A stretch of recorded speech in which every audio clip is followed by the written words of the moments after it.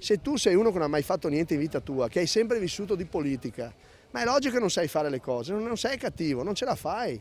E allora il tuo orientamento è un orientamento statalista. Qui stanno proponendo, parlo dell'alleanza chiaramente che ha vinto le primarie, presenta un'idea statalista, cioè c'è un buco, paga Pantaleo, presento la lista al Presidente del Consiglio, al Governo. Cioè noi siamo una città che non ha l'orgoglio, non ha le gambe, non ha la dignità. La lista ambientalista a sostegno di Felice Casson rappresenta in modo compiuto tutto ciò che Luigi Brugnaro non vuole per Venezia e la sua terraferma.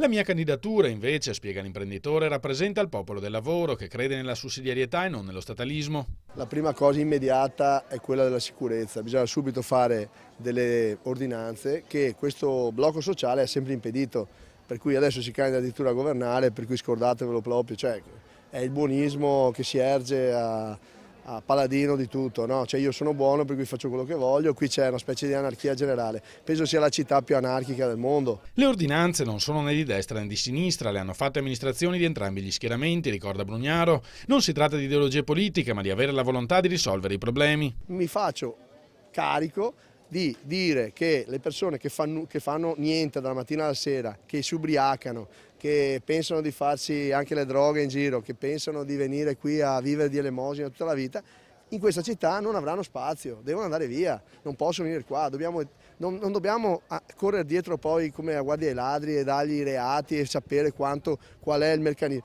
Cioè, questi non devono proprio starci qui.